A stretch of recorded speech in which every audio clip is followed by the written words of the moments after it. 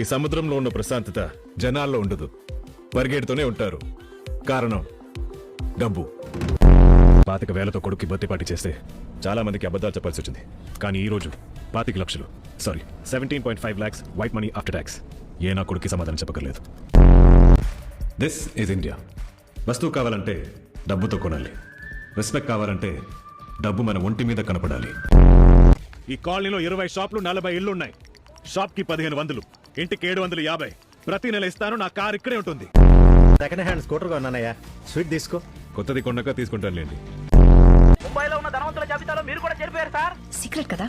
చెప్తే చెప్పండి మేడం, అందరికీ తెలియాలి కదా భాస్కర్ మూలంగా మిడిల్ క్లాస్ అని.